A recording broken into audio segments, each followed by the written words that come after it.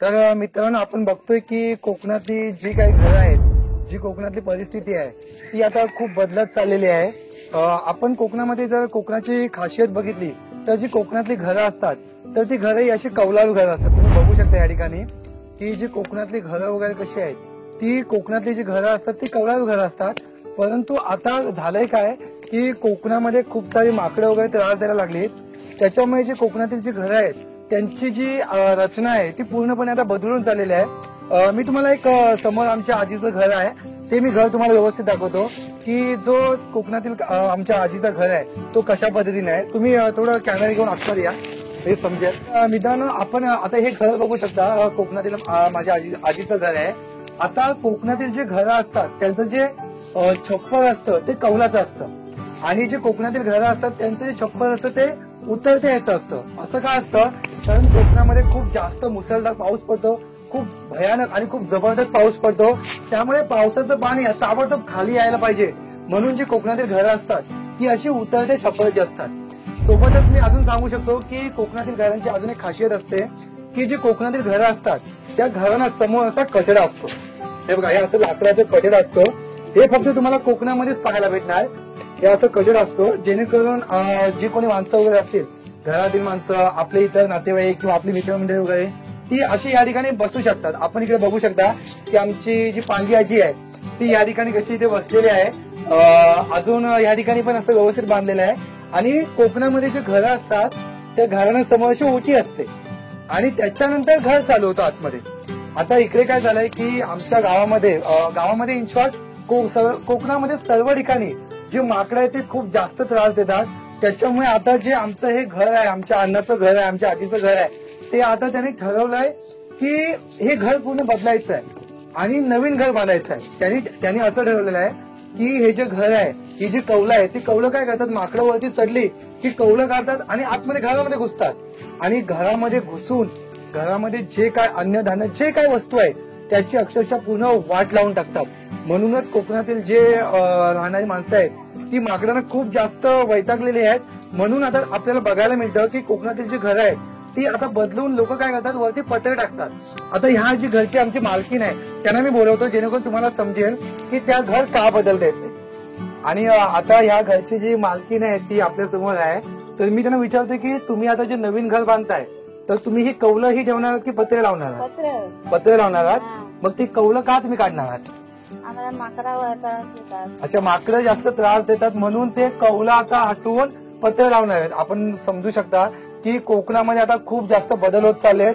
कारण कोकणामध्ये मलाही समजत नाही की एवढी माकडं आली कुठून.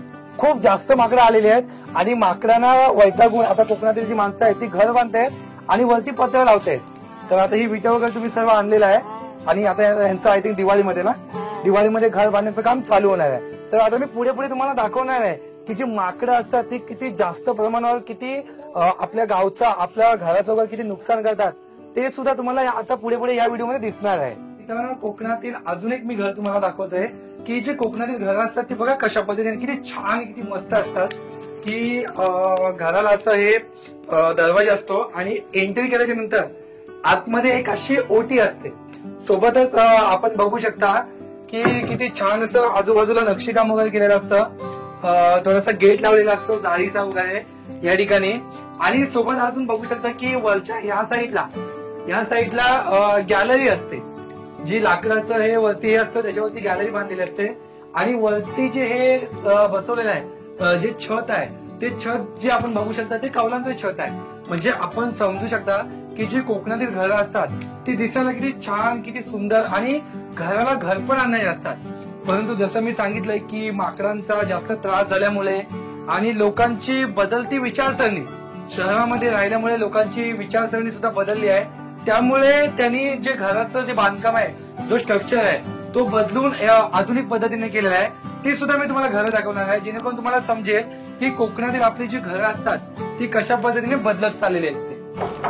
मित्रांनो, आपण बघू शकता ही माकडं कशी आलेली आहे. ते बघा, ही अशी कंटिन्युअस माकडं इकडे येतात आणि हे बघा ही माकडं अशी येतात कौलांवरती.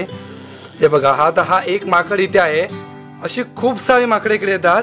ती कशा पद्धतीने माकडे बसलेली आहेत. आता ही जी माकडे येतात मग ती घराची ही जी कौले वगैरे काढलेले आहेत बघू शकता ही कौलं वगैरे माकडच काढतात आणि त्याच्यामुळे खूप सारे कोकणातील लोक घराची कौला बदलून छत लावतात. हा मोठा माकड आहे, त्याच्यानंतर या साईडला सुद्धा माकड आहेत, त्याच्या बाजूला एक छोटा माकड आहे. ही कोकणातील आता सगळ्यात मोठी समस्या झालेली आहे. ही अशी मोठी मोठी माकडं जर घरामध्ये घुसत असतील तर माणसाने काय करावं मग. या हे बघा, हे कितीतरी माकडं आहेत. ही फक्त तुम्हाला आता मोजकीच दिसत आहेत, पण यांची खूप मोठी मीटिंग वगैरे भरते माकडांची.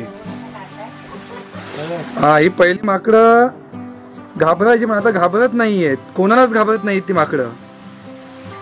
ही माकडं सुद्धा तुम्ही बघू शकता घराच्या कौलावरती कशी आरामात बसलीत, बिंदास एकदम.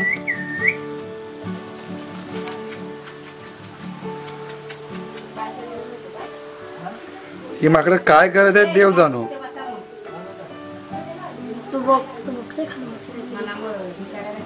हा माकड काय करतोय?